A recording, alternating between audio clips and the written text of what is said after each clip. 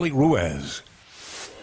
Good Wednesday evening to you. It is 80 degrees, feels like 86. We did briefly cool down because of the wet weather that moved through the area, but now we're dealing with cloudy skies. Still a couple of showers out there, so we'll hold about a 20% chance for rain through the evening. And overnight, you're waking up to 74 degrees tomorrow. Will likely come near 90 degrees, but not quite, only because we're expecting storms to develop a little earlier in the day. If they hold off till the mid and late afternoon, obviously it will be warmer, but still we are expecting higher rain coverage as well, and we could actually have a couple of heavy downpours as well, and that could lead to some minor flooding. So let's take you through the future track. This is 1 o'clock, but notice these storms are here a little earlier. They may even start to approach the area from the east and southeast around the mid to late morning hours and lunchtime, and then we'll have passing showers and storms. The coverage is going to be pretty numerous, possibly widespread at some time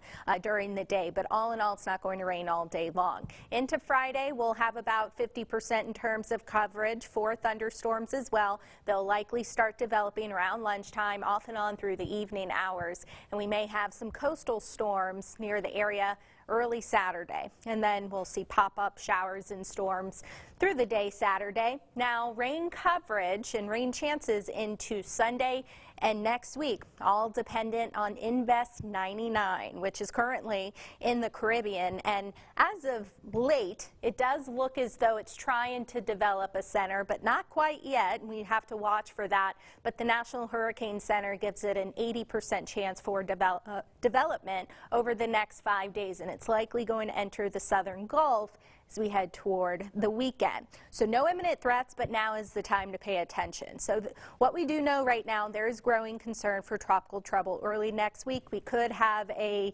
storm strike the Gulf Coast somewhere. But again, models will continue to struggle until a center develops. That may take another day or so. So again, from Texas to Mississippi, all folks need to monitor and really pay attention, because the big picture, we're going to have this ridge of high pressure. It's going to weaken a good bit, and it's going to help steer it to the north, but it's all dependent where that center does develop. If it develops more to the north, could be pulled more toward Louisiana and Texas.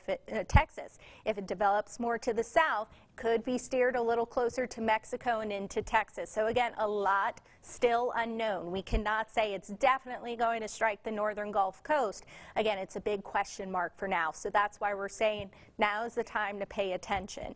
But as of now, still could bring a lot of tropical moisture to the northern Gulf Coast regardless. Some spots could see over 10 inches of rain wherever this does end up, and this is over the span of the next 7 days. So again, something we're watching for now. We're currently in this ball game, so about 5 to 6 days out. Now we're just watching the trends, and we're watching for model agreement. So what we're saying is it does look more likely as though we'll have a storm in the Gulf early next week. So now again, it's just the time to pay attention. No need to panic or rush and get stuff done. We'll let you know if and when that would be the case. But again, watch the forecast daily. Check back in with us. Just know that we have storms in the forecast regardless. Highs will be in the 80s and 90s.